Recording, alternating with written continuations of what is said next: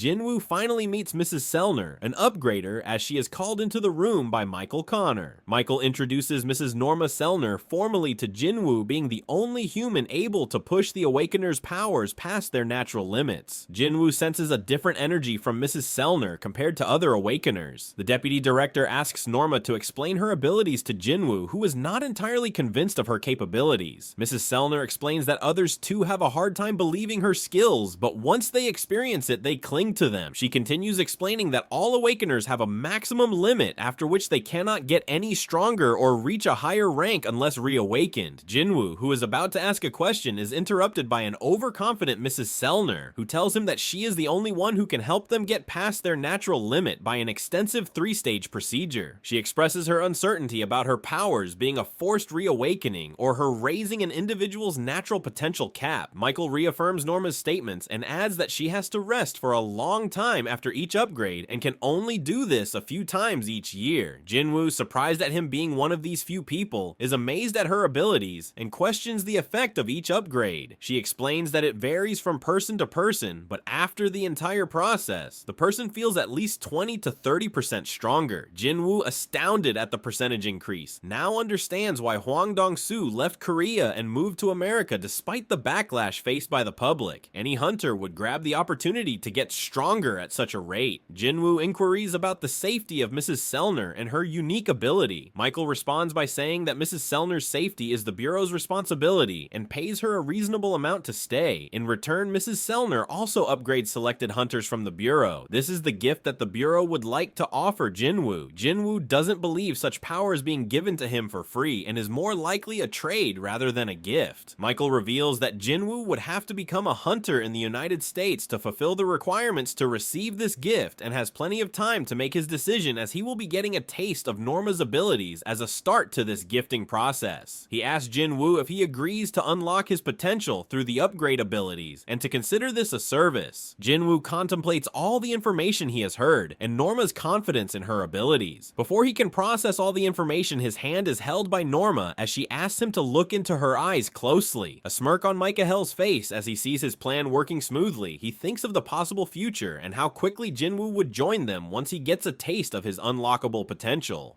Norma begins her process as she concentrates while holding Jinwoo's hand. Her eyes start glowing as she finds herself in the darkness surrounding her. She looks around to find a face deep in the shadows, and as she looks closer, she sees Jinwoo, who looks back at her fiercely, causing her to let out loud screech, holding her head in her hands. The bodyguards, alerted by a potential threat posed by Jinwoo, points their guns at his head.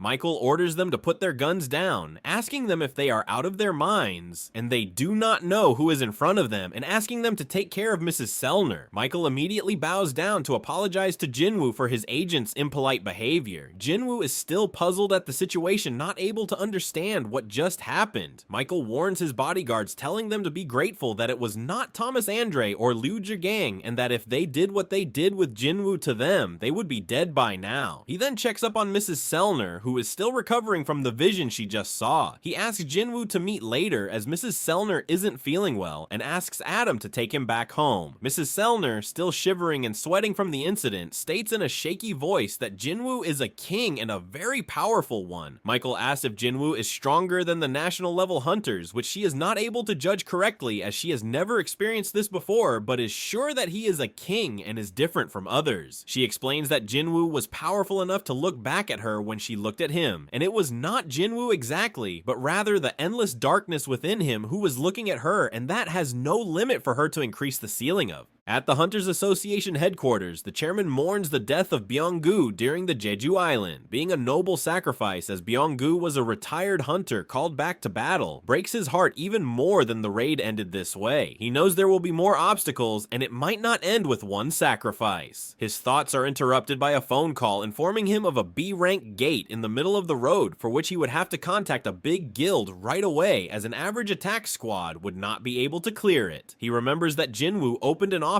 near the portal and he can contact him for assistance. Driving back home, Jinwoo is still comprehending what happened and why Mrs. Sellner was terrified when she tried to upgrade him, wondering if she had looked at a part of the system. He notices how long the traffic has been jammed for, and taking the subway would have been better. He receives a call from the chairman. Jinwoo asks the chairman if something is wrong, and is informed of the gate that has opened in the middle of the road. Jinwoo understands why the traffic is jammed, and the chairman adds that the gate is a B rank and he wants Jinwoo to take care of it. Jinwoo asks if he can do it without permission. The chairman jokingly questions Jinwoo about how he gets permission. Jinwoo densely answers the Hunter Association as he is asked who he is talking to. Jinwoo laughs at himself, answering the chairman as the chairman laughs and tells him not to worry. Jinwoo, thanking the chairman, goes to the gate's location. Near the gate, news reporters are reporting the situation as the security makes sure that everyone follows regulations. One personnel tries to stop someone trespassing as he realizes it is Jinwoo, who has come to take care of this gate. The personnel tells Jinwoo is not allowed, despite being an S rank, has to receive permission and needs more people to enter.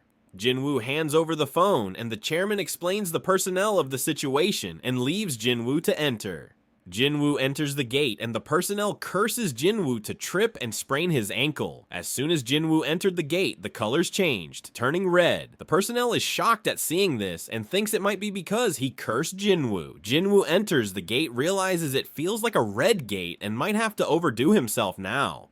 He starts remembering how his mother reacted upon knowing that her son is a hunter as well. She is happy that Jinwoo is an S rank as he will be able to save more lives like his father, who before being a hunter was a firefighter. She fell in love with him as she saw him saving people. And Jinwoo is after all his father's son and has gotten his characteristics. Jinwoo was glad that his mom wasn't against him being a hunter. He summons his shadows as he thinks to himself, this won't be that tough, and he will probably finish this in a day. The shadows attack the enemies as we see what all the other major characters of the story are doing, which includes Hae-in meditating with her master, the chairman, Yun-ho and Jong-in in a squabble, and others as we see Baru, Iron, Igris, and other shadows take down enemies in quick successions. Jinwoo talks about a hunter having to hunt while being careful, and he has to keep moving forward as the hunt never ends.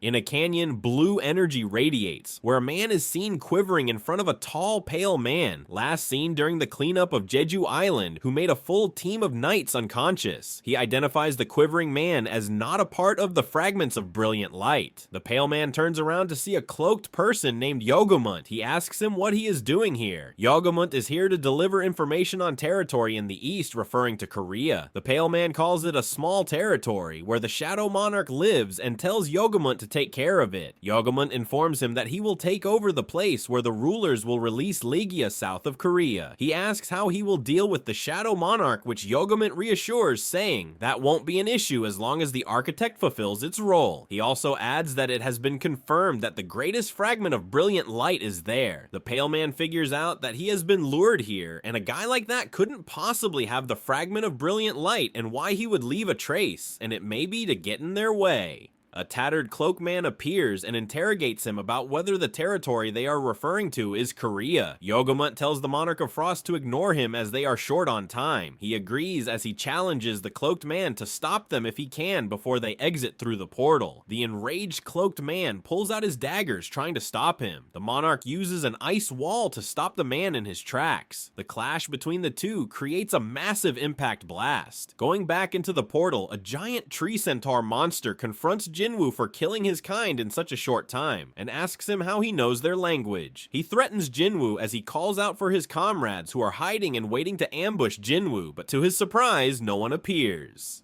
Jinwoo then orders his shadows to come out who carry the remains of ogres, wiping out the entire army. An object is thrown which bounces off his face before he catches it to see the head of one of his comrades. The army of Jinwoo's shadows await orders to beat the leader as they stand patiently in the rain. The centaur curses Jinwoo as he orders his army to attack and kill the remaining. They charge into battle as Baru leads the pack, followed by Igris, Iron, and the rest. The ogres charge into the attack and both parties clash with the shadows completely overpowering the ogres and wiping out multiple in a single blow. A few try to attack Jinwoo, who is defended by Tank without any real effort. The furious leader readies himself to counterattack as Igris and Baru charge towards him, and they slash his arm and leg off of him. The giant falls to his knees and looks up to see Tusk use his Hymn of Giants, followed by his reverse gravity skill, and the centaur fall on his face as Jinwoo threatens him to answer his questions. We see the lifeless skull of the leader as Jinwoo stands over it, who couldn't get any answers this time as well and is sure that the system is interfering. He opens his inventory and opens a cursed random box out of which a key appears. During Jeju Island, after reaching level 100, Jinwoo gained the ability to get partial information of items by just looking at them. He analyzes the key and it is revealed to him that this key is the key to the Kartanon Temple, which is the double dungeon temple that Jinwoo came across where it all began. This is the system calling out to him again, but this time it won't go the same way as before, as things have changed. A vision shows the temple doors behind which the statue of the god is seen smirking in anticipation of Jinwoo's return. Back at the office, Jinho is seen furiously replying to all the trolls and haters of Jinwoo, unforgivingly suing anyone slandering him. After finishing some paperwork, he lays back in his chair to rest. Jinwoo appears all of a sudden behind Jinho, startling him. Jinwoo appreciates Jinho's hard work, asking him if anything happened while he was gone. Jinho says no, and asks why he looks so exhausted and worn out. Jinwoo explains about the gate he just cleared, and shows him the bag full of crystals he was able to get. Jinho is shocked that these crystals were no ordinary crystals, but greater magic cores. Jinho is baffled that Jinwoo was able to clear a high-ranked gate all by himself, and now they will be able to pay their employees' salary without any worries. Jinwoo asks which employees Jinho is referring to. Jinho reminds Jinwoo of them needing another founding member to open their guild. Jinwoo says that he would like Diligent, even if it is just to fill up the quota, as he would be a core part of the guild. He asks if there is anything else they need.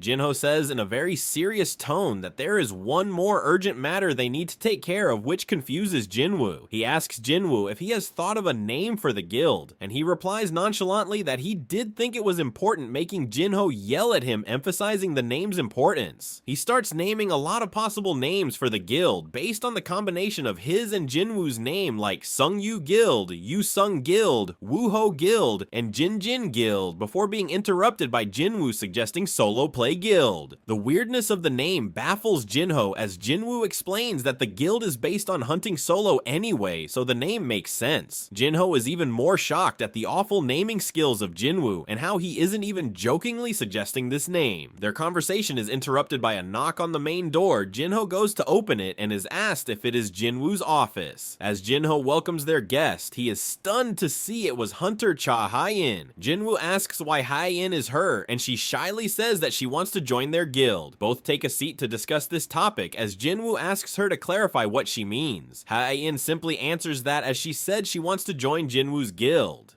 Jinwoo, still confused, asks if the chairman sent her here, or if was she kicked out of her guild by Jong-in. She says to both of the questions, confusing Jinwoo on her reason for joining the solo play guild. Hae-in has a similar reaction to Jinho on hearing the name of the guild, asking if that is the name of the guild. Jinwoo says yes, that is the actual name as decided by him and Jinho. Jinho yells at Jinwoo for considering the name solo play guild. Jinwoo innocently says that since Jinho didn't say anything, he thought that Jinho had agreed to the name. Jinwoo tells himself to calm down as the situation is confusing him and clouding his judgment. Jinwoo notices her heartbeat, breathing, and expression, and figures out that she is only acting to be calm, but still can't figure out why she would want to join his guild. He asks her about her contracts with the hunters. Hae-in says she is ready to pay the contract breach penalty with her own money. Jinwoo is even more confused due to this. He says the guild currently doesn't have the resources to compensate a hunter at her caliber. Hae-in says this doesn't matter to her and she doesn't even want any signing bonuses. Jinwoo's confusion grows as he now asks her why she would go to such lengths to join the guild, as there is nothing to gain.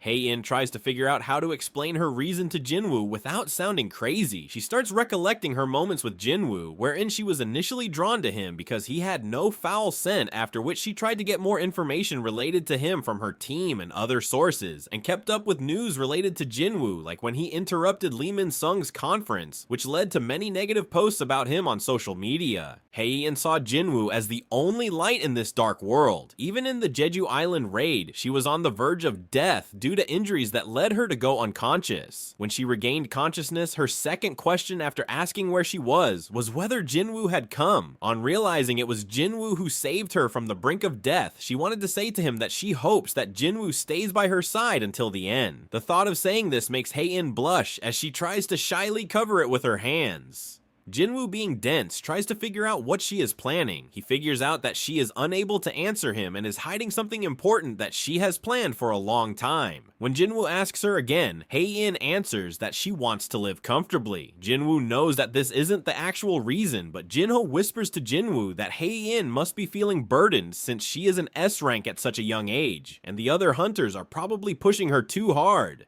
Jinwoo understands the situation and tells Hae-in that she can join the guild, but there is an entrance test that she must clear before being a part of the guild. Hae-in says that this wasn't mentioned in the recruiting notice, which Jinwoo blames on Jinho having made a mistake and tells him to get drinks and snacks for Hae-in. Hae-in asks what kind of test is this going to be. Jinwoo, impressed at the sincerity, thinks it might be pride as well, says that she would have to beat a summoning of his choosing. Hae-in confidently asks if Jinwoo considers her that low that she has to fight a summon, and asks Jinwoo which summon is she going to battle. Jinwoo says that she will be fighting his strongest summon. Hae-in assertively says, good, as the seriousness in her eyes is starkly visible, glowing with the desire to prove herself worthy to be part of Jinwoo's guild and to be by his side till the end.